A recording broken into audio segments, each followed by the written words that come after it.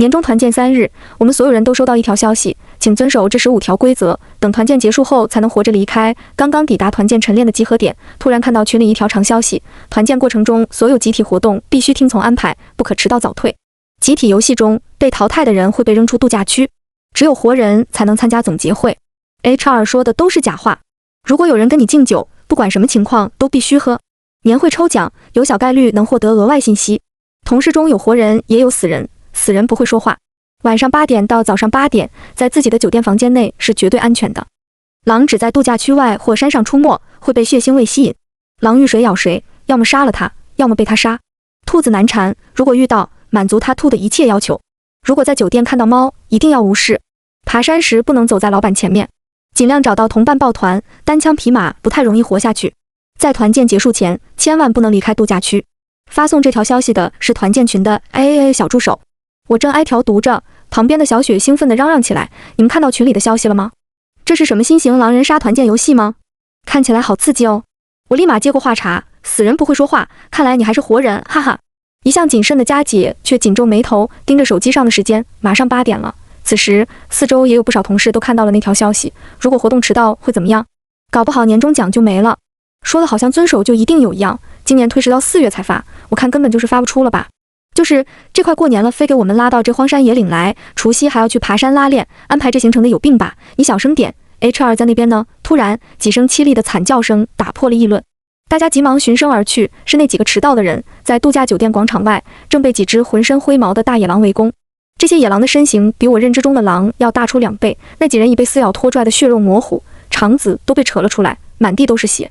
规则：团建过程中所有集体活动必须听从安排，不可迟到早退。我从未见过这么血腥恐怖的画面，浑身僵住，无法动弹。卧槽，快救人啊！几个比较壮的男生义无反顾地冲了出去，想要赶走那些野狼。规则：在团建结束前，千万不能离开度假区，你们小心啊！我正想着去哪找个工具来帮忙，却见那几个男生都被巨大的灰毛野狼扑倒，脑袋都被咬下，鲜血喷溅而出，血腥味扑面而来。我强忍着呕吐的冲动，颤抖着拨打110，却无法接通。没用的，我都试过了。收到那15条规则后，这里的信号就全没了，在这里无法与外界联系。佳姐脸色惨白，紧紧拉住我和小雪，要想活过这3天，必须遵守这些规则。团建3天，第1天才刚刚开始。负责组织的 HR 像没事人一样，面无表情地宣布上午第1项活动的游戏规则。我喊桃花朵朵开，大家一起喊开几朵。我会报出一个数字，大家按数字报团，落单的立马淘汰。一个常规的热场活动，我们却玩得冷汗涔涔。我从未这么认真地玩过一个游戏，每次听到 HR 报出一个数字，就拼了命地去找人抱团。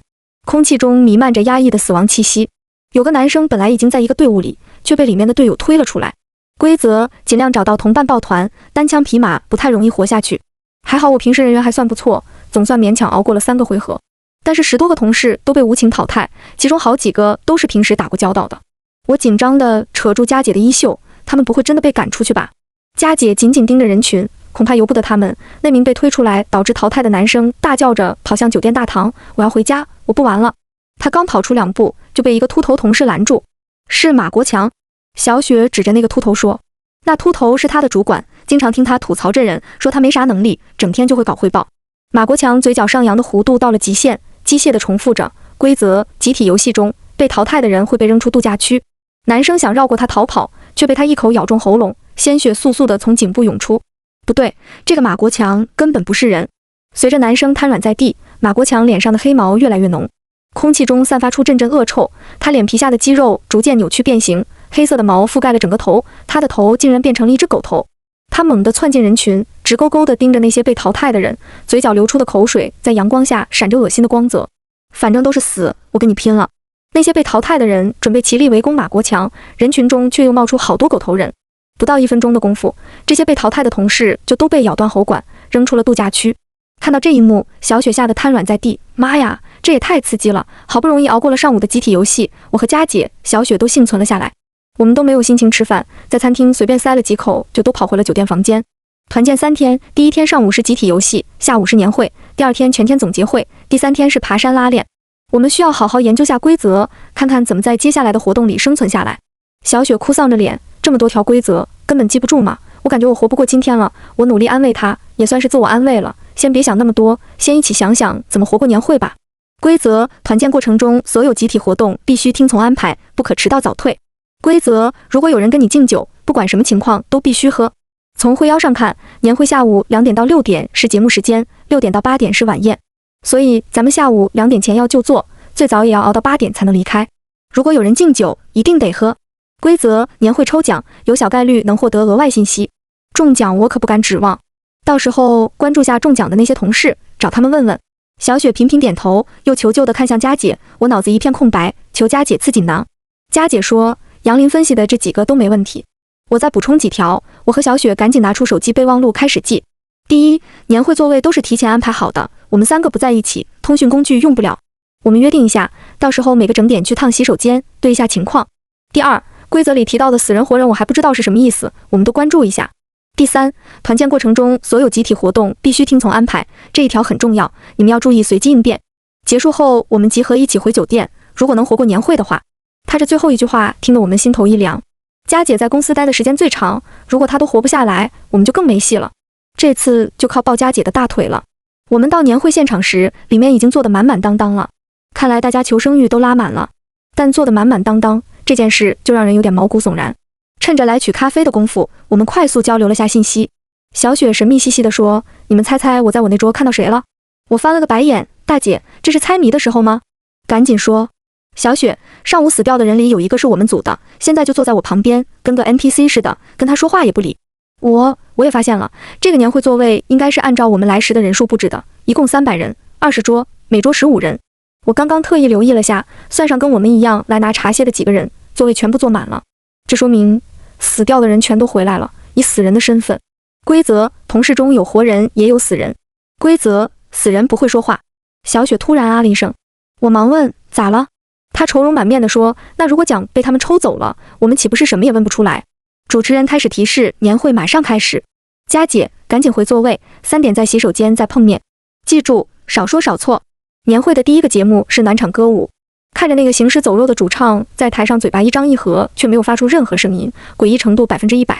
但台上伴舞和全场观众跟着这没有声音的歌摇晃喝彩，诡异程度10000000000%。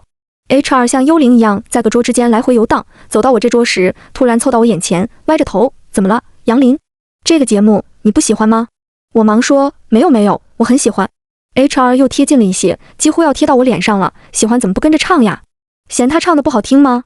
我闻着他嘴里发出的阵阵恶臭，强忍着挤出一丝笑意，好听，超级好听。只不过我自己是音痴，五音不全，没办法，我也只好像看皇帝的新衣一样，跟着摇头晃脑起来。HR 眯着眼睛看了我一会儿，这才离开。好不容易熬到快3点，我迫不及待想冲向洗手间，却听见主持人悠悠地说了一句，节目表演期间，请大家在位置上坐好哦。规则：团建过程中所有集体活动必须听从安排。既然主持人说了不能离开位置，看来洗手间也是不能去了。我扫了一下佳姐和小雪的方向，小雪已经站了起来，也正往我这边看。我赶紧朝她的方向挥手，示意她别动。看来整点对其信息的计划只能作废了，先苟到节目结束，等吃饭时再找机会了。规则：年会抽奖，有小概率能获得额外信息。年会节目中一共穿插了3次抽奖，但我果然啥奖都没抽到。我记下了3位获奖同事的名字以及坐在哪桌，发现其中1个人还是个死人。终于等到吃饭环节，我拿起酒杯准备去剩下那2位获奖同事那转一圈。以往这种聚餐我都是默默吃完就走，没想到到这种生死关头，硬生生把自己从爱人逼成了艺人。看来有很多人都跟我有一样的想法。那2位幸运同事的旁边挤满了人，我还没挤进第1位同事的圈子，就听到从圈里出来的人议论，他说他的奖里写了一条新规则，规则最多只能有100人活下来。卧槽，这是啥意思？得死200人？不知道啊，先去另一个人那问问吧。我赶紧跟着也来到第2位幸运同事附近，却发现他已经醉倒，趴在桌上一动不动。我向坐在他旁边的一个女生打听，她说她领完奖下来就默不作声的给自己灌酒，几杯就醉倒了，也没说到底有啥信息。这位同事是个研发极致 I 人，平时从来不跟大家一起吃饭，估计是怕被敬酒，所以先把自己灌倒了。我2年前刚到公司时跟他合作过项目，还算有点交情。我想着等他酒醒了再单独问问他好了。没想到一个销售同事走到他旁边，也不管他趴在桌上，自顾自地向他敬酒。我看不下去了，劝道，他都醉成这样了，你还敬啥酒啊？这销售同事嘴贱道，这才几杯就醉了，我看他是装的吧。何况规则里说了，规则如果有人跟你敬酒，不管什么情况都必须喝。我还挺好奇，他如果醉倒了不喝会怎么样？周围的人围得越来越多，大家似乎都很好奇会怎么样。小雪不知道什么时候挤到了我旁边，低声说：“完蛋了，马国强过来了，估计这人是要被狗头人断喉了。”我朝人群扫去，果然看到上午那些狗头人正逐步逼近。我一咬牙，走到那个醉倒的研发同事旁边，端起他的酒杯，冲那个销售同事说：“你敬的酒我替他喝可以吧？”眼看着马国强已经走到了身边，我急道：“他要是死了，我们不是白白没了一条信息吗？”那个销售同事也看到了旁边垂涎欲滴的狗头人，赶紧松了口：“行，那就你替他喝吧。”我一眼而尽，通过余光看着身边的狗头脸上的毛慢慢褪去，又变回普通人的模样，松了一口气。但我很快发现，狗头人开始向另一个方向聚了过去，随着一声尖叫声响起，有人被狗头人咬断了喉咙。还没等我和小雪反应，我们已经被佳姐拉住，走，快去洗手间躲起来。我们气喘吁吁地挤进了一个隔间。佳姐严肃地说：“你们已经知道那条新规则了吧？”我点点头，规则最多只能有100人活下来。可是这意味着什么呢？佳姐压低声音：“有2种可能，第一种可能，这3天的活动里，有什么方法能确保至少死掉200人。可今天上午的热身活动最多也就死了30多人，那接下来的生存环境可能会愈发艰难。第二种可能，如果3天后活下来的人超过了100人，我们可能会再次进入循环，直到剩余人数只有100为止。”我突然反应过来，一定有人也想到了这个，所以已经开始用规则主动杀人了，因为现在的活人其实都是竞争者。小雪仍然一脸懵逼：“你们在说什么？到底是什么意思啊？”我说：“如果我没猜错的话，酒宴上已经有人利用敬酒的那条规则杀人了。酒量好的找酒量差的敬酒，一旦醉了不能再喝了，就会被狗头人杀死。”小雪很吐，很骂了一声：“论酒量，谁拼得过那帮销售啊？”佳姐点点头，打开手机看了眼，还有半小时到8点，我们就在洗手间躲过去吧。就这样，我们在坑位上忍了半小时，等到8点回到酒宴，发现现场惨不忍睹，地上到处散布着破碎的尸体，拖拽的血迹踩在脚下黏糊糊的，血腥味夹杂着酸臭呕吐物的味道扑面而来。赶紧回房间。度假区里分布着很多双层独栋，我们3人分在了同一栋楼里，但小雪跟我和佳姐不在一个房间。小雪带着哭腔：“我能不能跟你们睡一起啊？我那个房间的室友是我们组里一个绿茶，我真不想跟他待在一起。”佳姐：“不行，规则里说了，规则晚上8点到早上8点，在自己的酒店房间内是绝对安全的。你回房倒头就睡，不管发生什么都别管，等明早8点，我和杨林来你房间接你。”我对小雪也有点不放心，把我的耳机递给她，再三强调：“你记得回房就戴上耳机睡觉，不管睡不睡得着，只要熬到明早7点就好了。”这一路似乎没有什么异常，我和佳姐送小雪到她房间后，也回了我们的房里。一进房间，我俩就默契地把窗帘拉上，门反锁。跟她待在一起，我还是比较有安全感的，就是不知道小雪那边情况怎么样。我换上睡衣，准备去冲个热水澡，结果水龙头一打开，就看到带着腥臭味的红色粘稠物喷出，液体里还夹着一些黑色的毛发。佳姐听见我的叫声冲了过来，关掉水龙头：“别洗了，忍3天吧。”也只能如此了。我和佳姐早早上床躺着，开始分析明天的战术。我还是先率先筛选了下明天可能会用到的规则。规则：团建过程中所有集体活动必须听从安排，不可迟到早退。规则：开会时，如果老板还没有离开会议室，你也不能离开。规则：不要跟老板聊工作以外的任何话题。明天全天总结会，由大老板和各个经理分别讲今年的 OKR 总结和明年的规划。只要咱们安静地听着，不迟到早退，是不是就可以了？佳姐沉默片刻，目前看起来是这样，但我总觉得不会这么简单。今天知道的那一条额外信息就已经掀起腥风血雨了，另一条还不知道是什么。明天咱们早点到会场找那个同事，你听什么声音？佳姐打断了我。我仔细一听，像是爪子在门窗上抓挠的声音，声音刺耳，听得我鸡皮疙瘩都起来了。我鼓起勇气走到门口，透过猫眼往外看，猫眼好像被什么堵住了，一片漆黑。我又凑近一点，外面的东西突然退后，露出一双血红色的树瞳，镶嵌在一个长着猫头的红衣女人身上。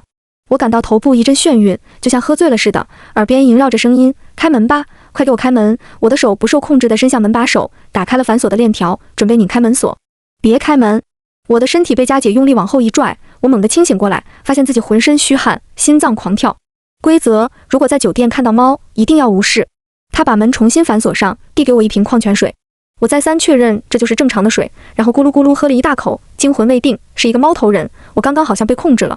走廊上传来了其他房间门打开的声音，紧接着是痛苦的惨叫，看来是有人开了门。我感激地抱住佳姐，又有些担心，我还好有你，可是小雪不知道怎么样了。佳姐也面露忧色，如今能管好自己就不错了。小雪如果听了你的，一回去就戴上耳机睡觉，应该没事。我们也把耳朵塞起来，闭上眼睛，早点睡觉吧。我设好闹钟，又吞了5毫克的褪黑素，总算昏昏睡着了。早上被佳姐拍醒时，已经快8点了。很好，我们活过了第一天。我用湿巾随便擦了下脸，跟佳姐出门去接小雪。走到小雪房门口，正碰上她的室友出门，门口还有一个人，好像在等她。等他们走远，我在佳姐耳边悄悄说：“那不是马国强吗？他怎么在这儿？”佳姐没有说话，神情严峻地往小雪屋里走。我也赶紧跟了进去，见小雪坐在床上，忙过去拍了她一下：“喂，昨晚怎么样？你有听到猫挠门吗？”小雪眼神呆滞，没有回应。我心头一紧，又晃了晃她：“怎么了？吓傻了吗？”她身上的手机被我晃到了地上，屏幕亮起，停留在录音界面。佳姐，小雪这是怎么了？佳姐接过小雪的手机，切到了录音的最开始，是小雪的声音：“曲畅，你自己没带房卡吗？你是猫？你跟马国强，这个你指的就是他那位室友曲畅，因为房间内是安全的，那人就诱导他开门，在门外杀了他。”我抓起小雪的手，手指冰凉，没有一丝温度。我努力压制心中不好的猜想，看向佳姐，希望得到她的否定。她只是摇摇头，语气平静：“小雪已经死了，走吧，现在不是伤心的时候，先活下来再说。”我跟着佳姐麻木地来到餐厅吃早餐，见曲畅跟马国强正谈笑风生，就像正常人一样。想到昨天早上小雪还跟我们开着玩笑，今天我没有食欲，去餐厅洗手间洗了把脸，这里水是正常的。等我从洗手间出来，一个人刚好摔倒在我面前，我赶紧扶他起来。是昨天那位中奖的研发同事，他塞给我一张纸条，然后自顾自离开了。我重新回到洗手间，找了个隔间打开，见上面写着：规则，普通人杀死一个人可以获得1条命。看完撕毁，千万别让其他人知道。我把纸条撕碎，在马桶里冲走。我知道这位同事昨晚为什么要灌醉自己了，甚至他可能都是装醉，为了不被问出这条规则。这条规则如果被大家知道，一定会有人为了活命而主动杀人。规则，只有活人才能参加总结会。总结会上，我跟佳姐选了最后排角落的位置坐，一起把会场里的人头数了一遍，除了台上演讲的老板，还有148人。短短一天，死了一半的人，还有48人需要死掉，我们都打起12分的精神，认真听着老板的分享。但一天的总结会都没什么异常。老板如往年一样浮夸地吹嘘着各个组虚报的指标，又解释了半天为什么没有年终奖，托大家要与公司休戚与共。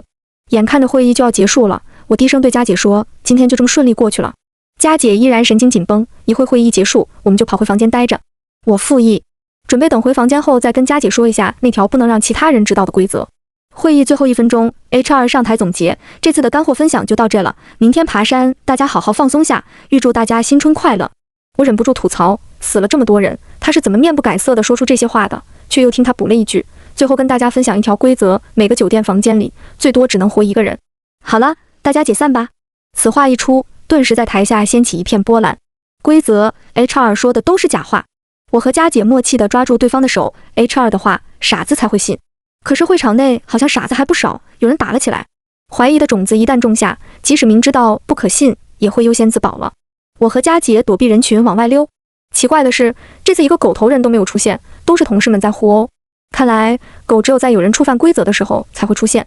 快到门口时，我听见一个熟悉的声音 ：“HR 的话是假的，你别信啊！”回头一看，是那位研发同事正拼命抵挡一个男生的攻击。那男生手里拿着个平底敲碎的酒瓶子，眼看就要刺到他喉咙了。我心一横，佳姐，你先回房等我。然后转身抄了把椅子，往那男生身上砸去。那男生手中的瓶子冷不丁地被打落在地，我赶紧一脚踢开。谁知他力气大得很，一手一个，将我和研发同事的脖子掐住，死死地按在墙角。他眼睛发红，杀气十足，虽然还是人的模样，行为却与野兽无异。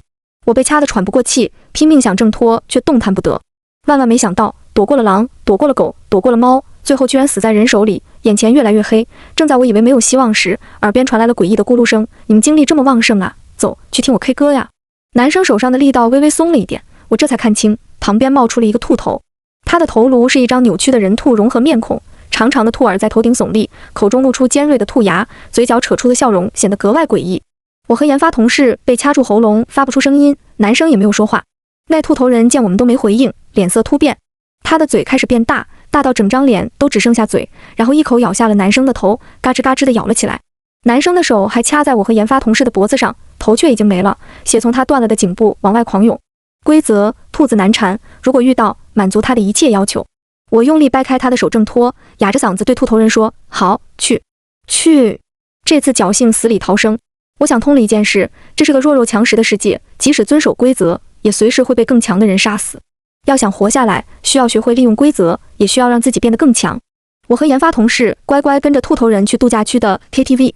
路上，我故意对兔头人说：“我们叫上瞿畅和马国强一起吧，人多更热闹啊。”兔头人通红的眼睛放光：“好啊。”趁着兔头人去叫那两人的时候，我和研发同事先进到 KTV， 点了果盘，又每人藏了一把水果刀。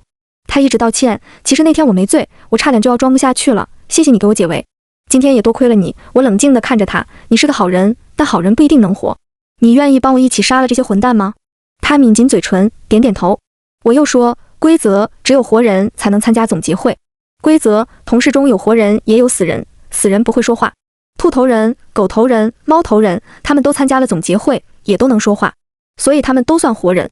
规则，普通人杀死一个人可以获得1条命。今晚我们的目标就是杀死他们。很快，他们3人来到了 KTV 包厢内，都以人的模样。兔头人是个在公司待了15年的老员工，能力平平，靠年限才混上经理。他唱的也都是些老歌。我和研发同事全程捧场叫好，瞿畅却慢慢按捺不住了。之前听小雪说过，瞿畅也是个麦霸，经常穿着低胸衣跟各个部门团建，俨然一位交际花。他会打扮，声音又甜，长袖善舞于各个老板之间。虽然没什么业务能力，却在短短2年内混成了一个经理。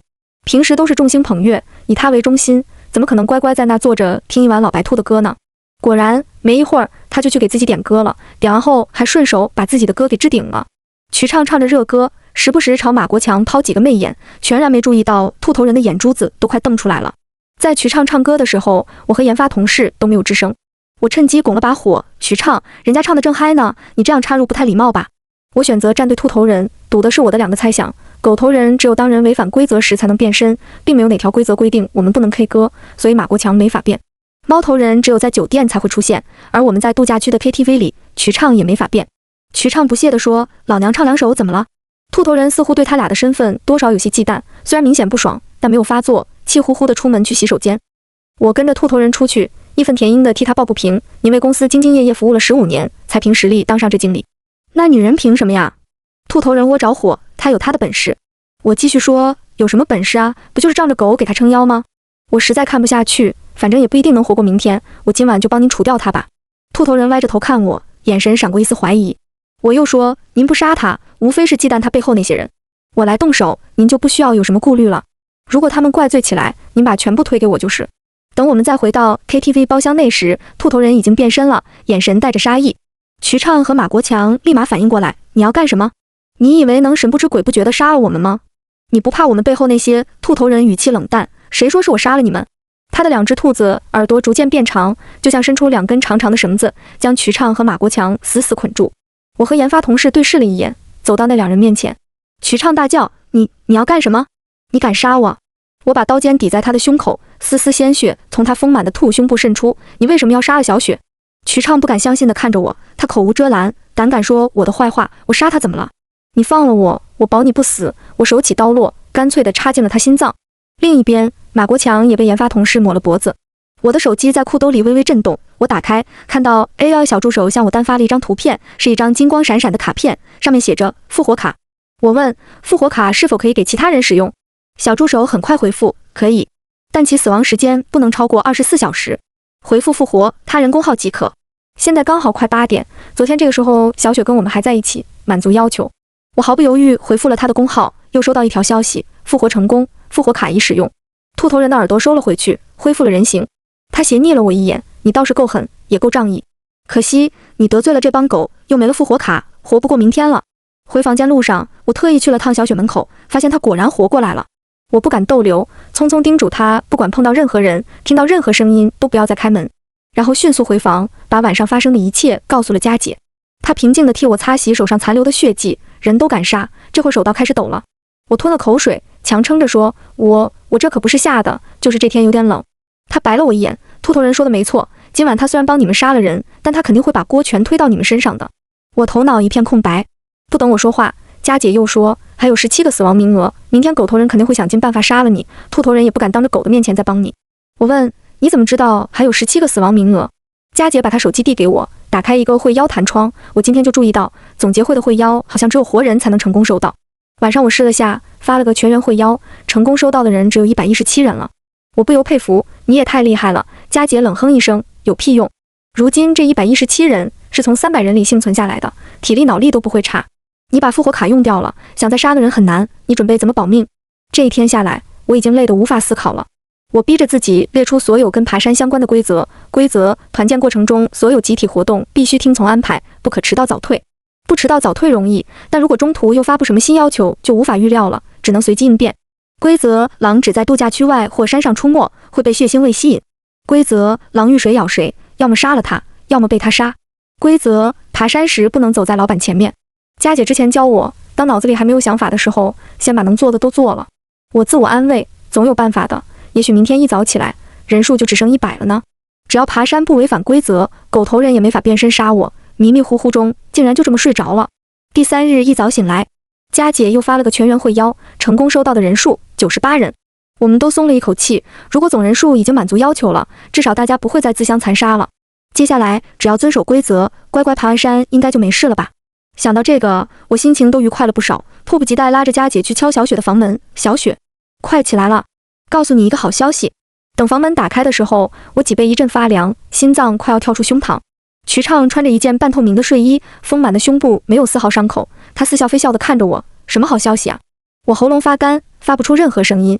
他可以说话，他不是死人，是复活卡。年会上死的人是因为没有回应敬酒被狗杀的，没有复活卡。但昨天 HR 的规则一出，有人主动行凶杀室友，就会收到复活卡。发现杀人可以多拿一条命的秘密，如果这条命留着给自己保底用也就罢了，但如果被狗收买，用来复活狗想复活的人，佳姐已经进屋把小雪拉了出来，把浑身僵冷的我也拖走了。我听见身后瞿畅阴森的笑声，你们斗不过我的，就算我死了，也有一堆人排着队帮我复活，我一定会杀了你。杨林，我和小雪被佳姐一路拽着去今天要拉练的山脚，一路上小雪总算弄清楚了她死掉后发生的事，而我的脑子里全是昨晚浑身是血的瞿畅和今早他那邪魅的眼神。小雪抱着我猛晃，杨林，我这条命是你救回来的，今天就算跟他们同归于尽，我也不会让他伤害你的。我被晃得头晕，倒是把脑子里那些乱七八糟的画面给打断了，总算回过神来。佳姐插着手在旁边淡淡道，倒也不用太悲观，至少这山里还算相对安全。小雪又是一脸懵逼，啥意思？我一拍手，规则：狼只在度假区外或山上出没，会被血腥味吸引。规则：狼遇谁咬谁，要么杀了他，要么被他杀。在山里，没人敢随便杀人，因为一旦流血，就会引来狼的无差别攻击。你们倒是挺狡猾，知道这么早就躲来山里。马国强油腻的声音传来，他果然也复活了。他旁边还跟着那名研发同事，神情木然，两眼无神。我顿感不妙，你把他怎么了？马国强的秃头被初升的太阳照得闪亮，他嘴角扯出一抹邪笑，露出一口黄牙。这小子居然敢杀我，还想把复活卡留给你，可笑！老子杀你们就像踩死一群蝼蚁一样简单。就算今天在山上杀不了你们，等回去后我也有千百万种方法弄死你们。马国强狠狠一脚把那研发同事踹倒在泥坑里，他只是木然地爬起，再没有任何反应。我看着马国强转头换了副嘴脸，满脸谄媚的去替老板提包的模样，忽然一阵恶心。我看着佳姐，得罪他们的是我逃不掉的。佳姐跟我对视了一眼，我们俩异口同声，人不犯我，我不犯人，人若犯我，斩草除根。爬山拉练开始， HR 没有增加任何新的要求，等拉练结束，大家就可以坐大巴离开了。没有一个人迟到，所有人都默契的远远跟在老板后面，慢悠悠地爬着。规则：爬山时不能走在老板前面。佳姐找到了兔头人，跟他耳语了几句。兔头人点点头，哗的变身，对所有人说，收好你们身上的复活卡，如果敢随便给别人用，别怪我不客气。他的眼神故意瞥向瞿畅，充满挑衅。原来昨天他出现在我和研发同事面前并非偶然，而是佳姐找了他，他们算是老交情了。何况昨晚杀死狗和猫，他也有份。如今那两人复活，他也没有退路了。这是我们计划的第一步，避免普通人站队。我和小雪步伐轻快，甩开人群，就跟在老板身后不远。等快到山顶附近，在老板休息时，我挑中了一块天选之地，不远处的一片深坑。如果掉进去，恐怕没有那么容易出来。小雪面色担忧，你这样会不会太冒险了？我紧了紧腰上的救援绳，假装轻松地说，只要你及时拉我上来，没事的。其实我心里也很虚，但与其成天担心，不如放手一搏。老板站起身，准备继续爬了。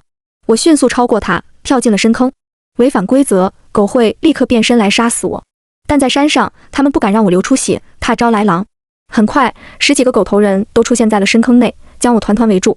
马国强冷笑着，慢慢向我靠近。你信不信，我有千万种不流血也可以让你死的办法，是吗？我把手中早已备好的血瓶洒出，这是昨晚擦洗血渍时特意存的。他还没反应过来，一个黑影已经扑到了他身上，干脆利落地撕掉了他身上的一块肉。血腥味吸引了更多的狼扑进坑内，狼和狗开始混战。但这些成天只会欺负普通人的狗，怎么会是丛林中生存下来的狼的对手呢？我肾上腺素爆发，拉着绳子拼命往外爬。我在身上喷了很多香水，狼不喜欢这个味道，只要我能及时跑出去就成功了。